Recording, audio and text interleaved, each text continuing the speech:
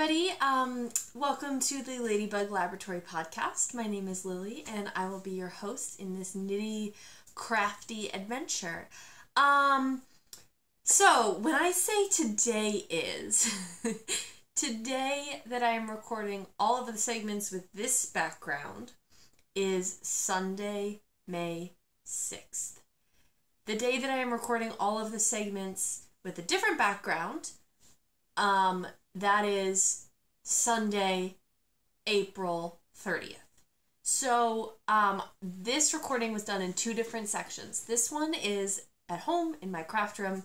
The other recordings were done at the Black Squirrel, which is my local yarn store. And I recorded in front of their yarn wall. So, today we have a bunch of different things to get through today.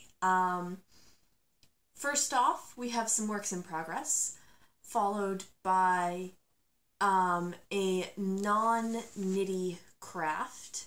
Today's craft is spinning. And then my January yardage totals and some prattle.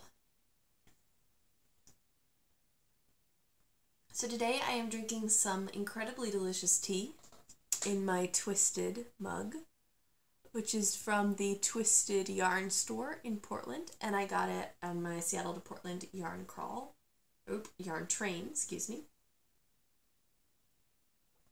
Last Sunday, the reason that all of the recordings are done at the shop is because I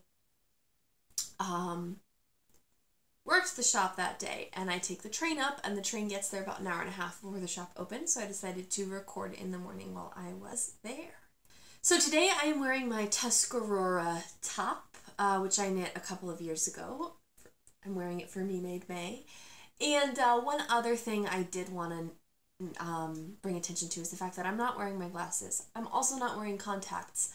My glasses are super shimmery and there's always reflections on them, so I'm trying this. I have no idea if anything is on the screen because I can't see it. I can't see if it's focusing. I'm just hoping that it is. So good luck with that. All right. Let's get started. So, my first work in progress I did not bring to the shop with me, and that is the blanket that I'm making for my godmother. Short version,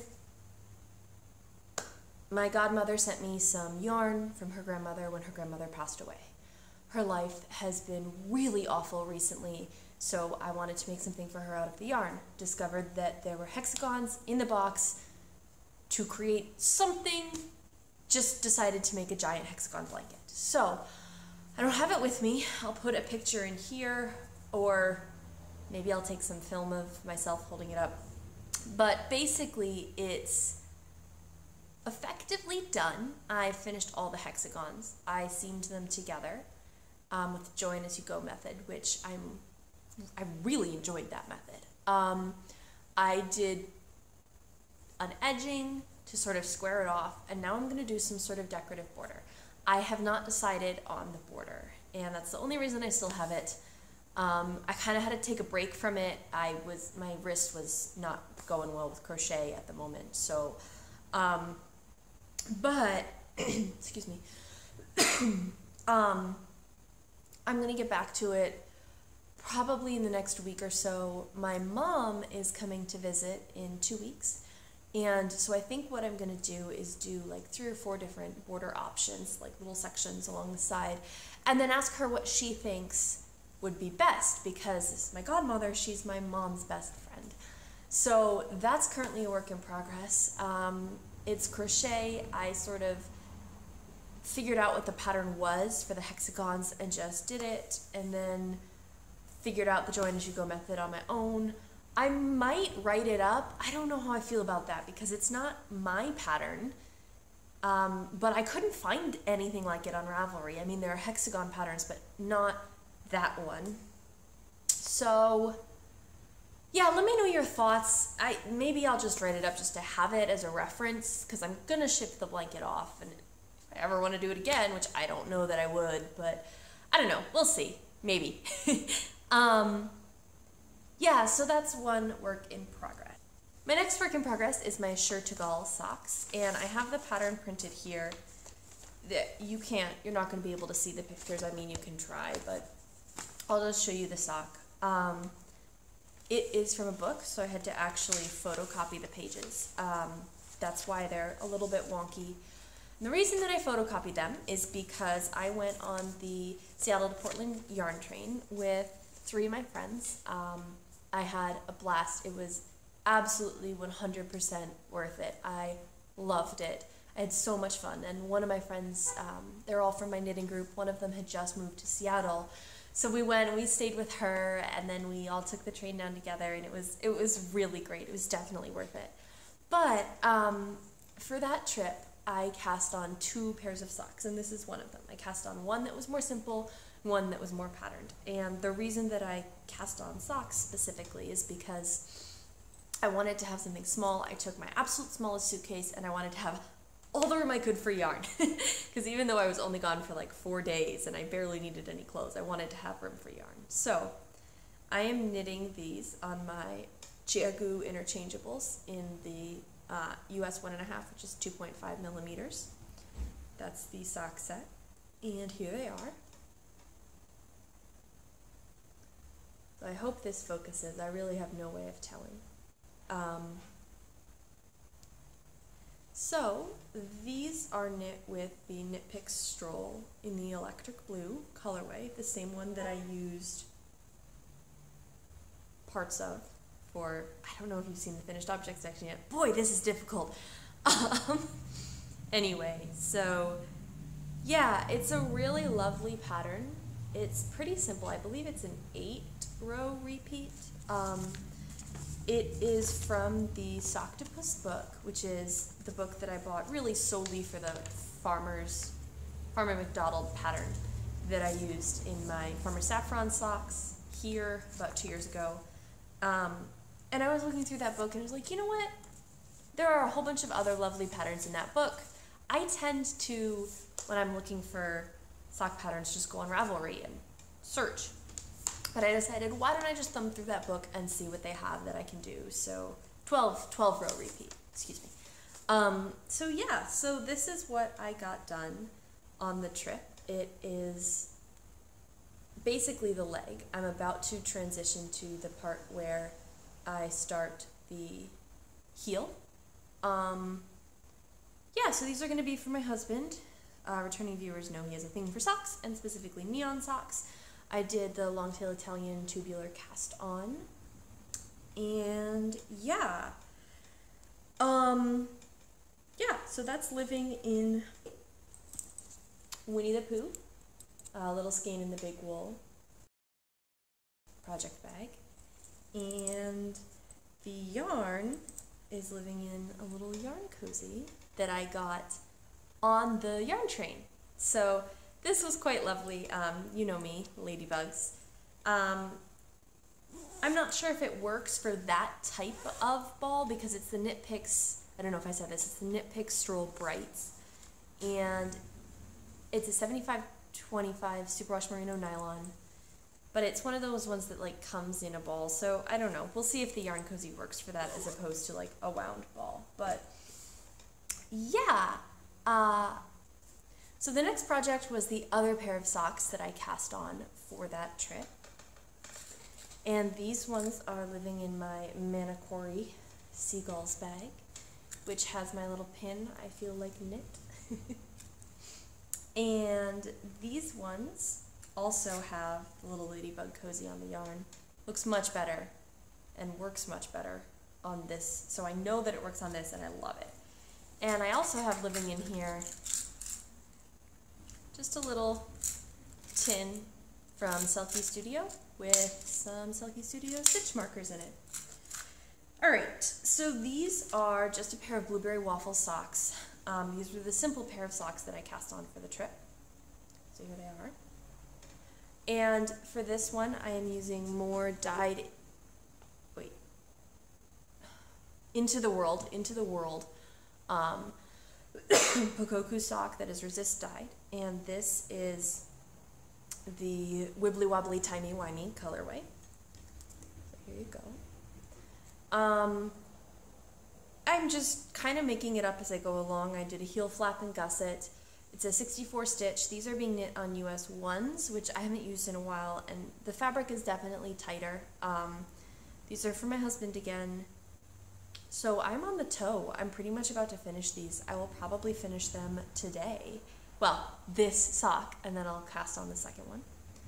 I don't have a whole lot to say about that. So if you don't know the blueberry waffle pattern, it's free on Ravelry. It's 2 rows of stockinette and then 2 rows of 2x2 rib. So you get this sort of ribbed effect. And when I did it, I just put the gusset, the heel flap and gusset in wherever I was at that point on the foot. And so I ended up with, on this side of the instep, I have 2 rows of stockinette, like this rib, and then this one is the purl ridge of the rib. And I didn't really think it through, I just did it. Next time, I would offset the gusset by 1 so that the knit rib had 1 stitch over here and 1 stitch over here to make it symmetrical. There's a little tiny girl walking by with a tiny carrier with a tiny puppy in it. Very cute. Sorry, I got distracted. But yeah, I mean, I'm pretty happy with them. It's not a big deal. They're just sort of simple on the go socks. I don't think anybody's gonna look that carefully at them when my husband is wearing them. If they do, socks for them. But yeah, so that is another work in progress. Next work in progress is also for my husband. Whew, lots for him today.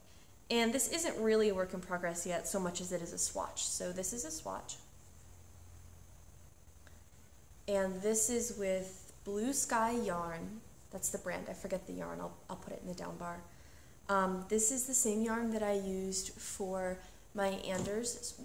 Sorry.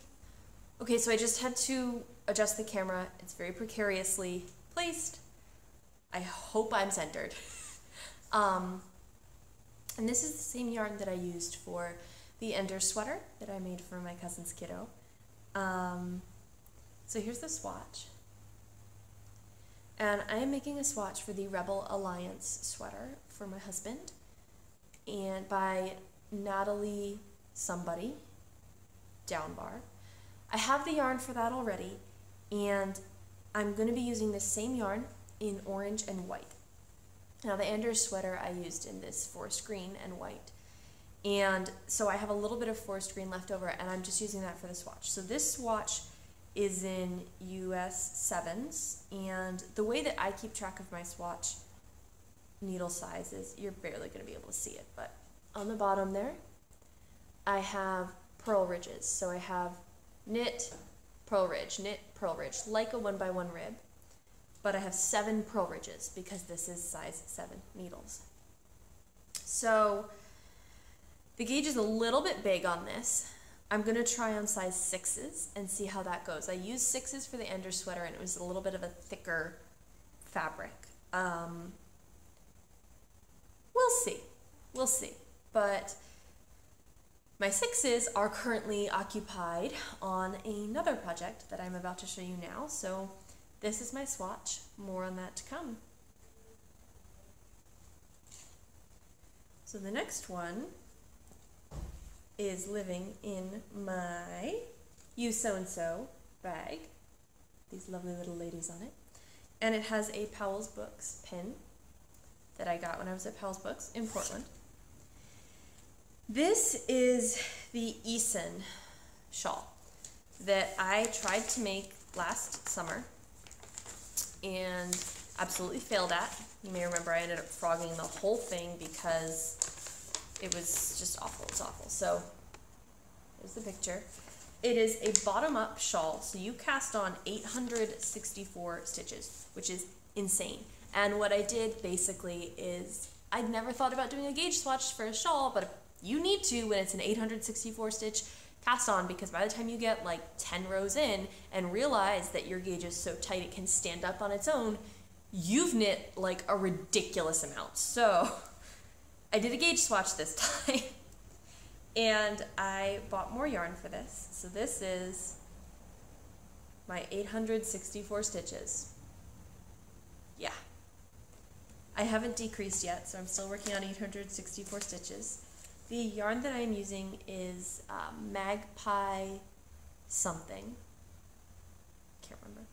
But it's this sort of lovely marine blue color. This time I am using an actual DK weight. Last time I was using more of like a worsted weight, and I went up a needle size, so I'm on size 6s. It's still a little bit tight despite the fact that I did a gauge swatch, but I think it'll block out. And it's superwash, and superwash tends to stretch anyway.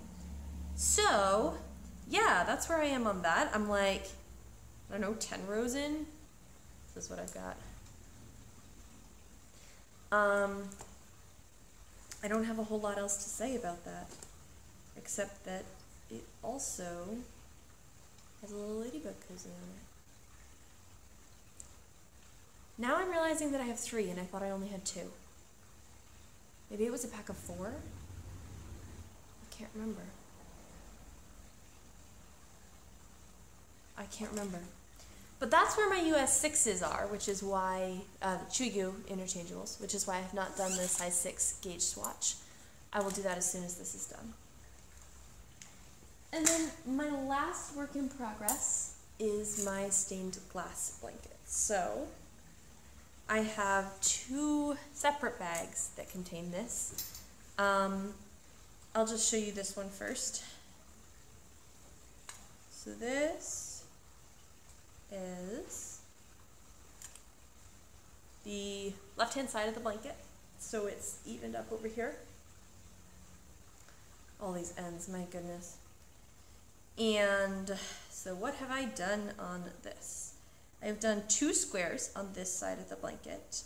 I have done this one, and that one was just a mini that I got in a mini skein swap. And then this one, which is from my Waiting for Rain shawl, Chocolate Rain, and it is Forbidden Woolery, or Forbidden Fiber Co., excuse me, Midnight Spats. So, there it is. And that is just living in a tote bag, Ladybugs on it, that my mother-in-law got me for Christmas 2 years ago. The other half, and by half I mean 2/3 at this point, is living in my You So and So kitty library bag, which is a double pocket bag. And it has 2 pins on it, my little meeple and start something. Okay. And this one, oh jeez. Okay. Oh God. I completely forgot that I had picked up stitches for another square, and I just almost ripped that square out. I'm like 2 rows in, but still. Okay, so this is my original triangle. This is the left side of the blanket, and I have been joining them in the middle. So what I have added, since you saw this last, this is the sort of emerald square from the Color and Life podcast minis. Can't remember if you saw this one, but this was an opal mini from my advent calendar 2 years ago. This was just like a highlighter green mini that I got in a swap. This one is a mini from Eva Christie. And this is the one that I had put it in and ripped it out and put it in and ripped it out, and I decided to just put it in. I found a place where it looked nice, and I just put it in because I didn't want to obsess about it, and I wanted it in my blanket. And then this one is another mini that is like a slate gradient. It's single ply that I got in a swap. So yeah, and then I have started one right here, but I'm not even going to talk about it because 2 rows in. Yeah, so I believe that is all of my works in progress today. So for today's non-knitting craft, I have some spinning. So I actually have 3 things to show you today. So the first 2 are 2 single plies that I made, and I used a support spindle. Last time I talked to you guys, I had just finished this blue one, so immediately after that, I made this single ply. In fact, let's see. Focus! Alright, well, that's the single ply. It's with this sort of gray yarn. And I made that immediately after I talked to you guys. And then I went back probably a month or two later and I made this single ply. So it is not as nice. It's a lot more thick and thin, and there are definitely sections that are overspun. You would think the second one I made would be better. Not the case. So I split this in half. This is about 3/4 of an ounce. And I'm going to ply them together. And I think I need to practice my spinning more frequently because I clearly lost some of my jam when I went back to that. So the next one is still on my spindle, and it is much thinner than any of the plies that I've done before. So this is a single ply. Come on. Here we go. There are definitely sections where I didn't get it to ply as well. This is like lace weight almost. I'm pretty happy with it. There are definitely sections that are overspun, but I'm going to do the other half of it, and this one is also 3/4 of an ounce that I split in half. And then ply them together, and I'm hoping I'll end up with more of a fingering weight when I'm done. And this is the... Okay, so here's the thing. This still has to go onto that for it to really be half. And then this is the other half. So I'm not halfway done. I'm close, but I'm not halfway done. What was a little bit frustrating was I thought I was halfway done, and then I looked back at my fiber and I was like, oh, that's right. I split my half in half. But I had about, oops, sorry. I'm just going to put it back where it was. I had about, I don't know, a foot of really thin pre-drafted fiber left over. And my school that I work at, the science class, was doing a lab where they had to identify different animal fibers. So I brought it in, and it was really cool. It was a very unique fiber. Most people brought in, their pets' fibers, mostly cats and dogs. There was one peacock feather, which I think was really cool, but they had to identify it under a microscope. So yeah, it was really exciting to be able to provide something unique to that lab.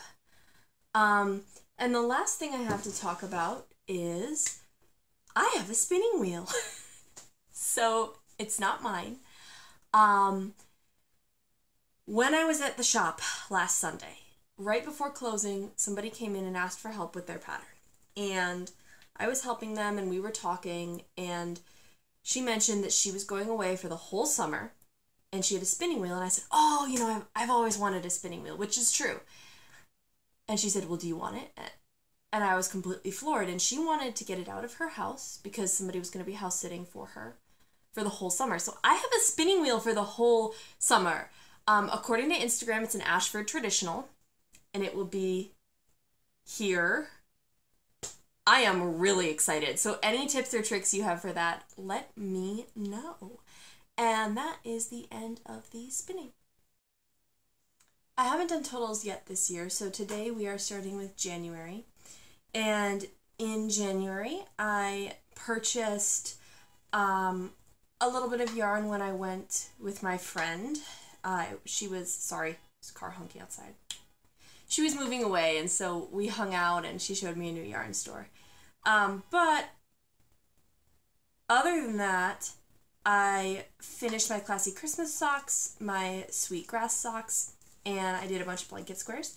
And that ended me with 852 yards used, but 2,600-ish yards purchased. So I had 1,800 yards more at the end of January than I did at the beginning of January. So today's stash love is Magpie Fibers. And this is what I am using for my Eason shawl. And you should have already seen that in the works in progress section. And I am in love with this coloring. It's blowing out a little bit, but that sort of nuanced, tonal, deep, rich highlighting is exactly what it looks like. And I I'm absolutely in love with it. This is really nice to work with. This is their Swanky DK in the Masquerade colorway. And it is 80% superwash merino, 10% cashmere, 10% nylon. I love this. I love it so much. I'm really looking forward to finishing the Isen shawl. And I want to see how it blocks. It's very springy yarn, and I'm interested to see how it blocks out. And I will report back as soon as I know, but I can't wait to wear it. It is so lovely, and it's wonderful to work with. It's absolutely amazing to work with. So that is my stash love for today. So I know I say this every time, and it is so incredibly cliche, but it's been one hell of a month, you guys. So last time I talked to you, my prattle was all about how I had been in and out of the hospital. This time, my kittens have been in and out of the hospital. So they got into lilies, which, as it turns out, are incredibly toxic to cats. I really wish I had known that. And so they just, like, ate them, dug around in them. Their liver readings were off the charts. They had to stay in the hospital for 3 days on an IV. I got to go visit them. It was so sad, you guys. It was so sad. They were so scared and in the corner. And, I mean, the hospital was wonderful. The people that worked there, they clearly really cared about the animals. And, you know, Poe, for instance, he just sat in his litter box because it was a box and he liked it. And so they decided that they were just going to dump all the litter out of it and put a towel in it so he was comfy and he could sit in it. And then every hour they would come by and change out the towel because he wasn't getting up to use it anyway. He wasn't peeing in any separate part of it. He was peeing in the litter box and then sitting in it. So they figured they would make it good for him. And then for Ray, they gave her, instead of giving her one big towel because she likes to dig, they gave her a bunch of strips of towels so she could burrow in them and make herself a little nest. And they clearly really cared about the kittens, but guys, they were miserable. It was so sad. They were so scared and they were so alone. And after they got back, we had to take them back 48 hours later for blood work. And part of the reason they let them go is because we wanted to see if being on the IV drip for 72 hours was artificially inflating their kidney levels. Turns out it was.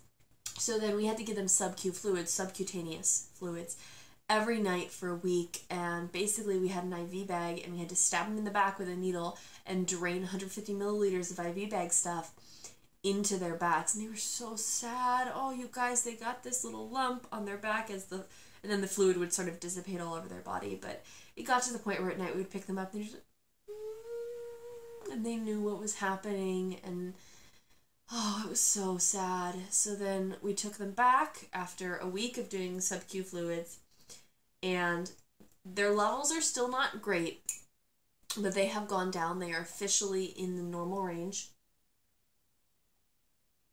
The normal range for a cat, I believe, is 0 to 13 or 0 to 14. And so since they're kittens, they're only a year old, they should definitely be on the low end of that. And they're not. When they let Poe and Ray go, they were 11 and 12.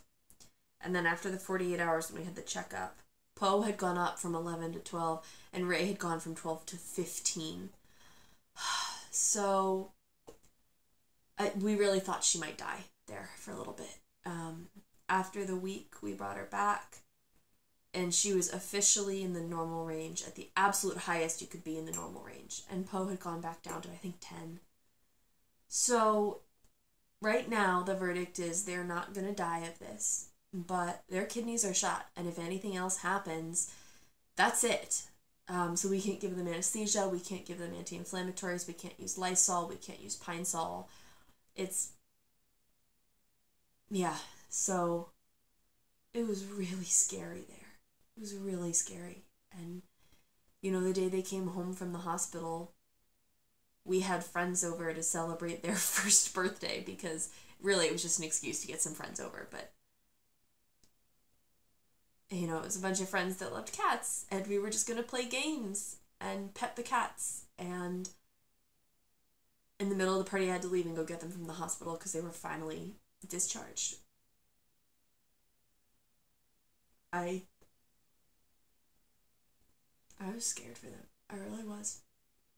And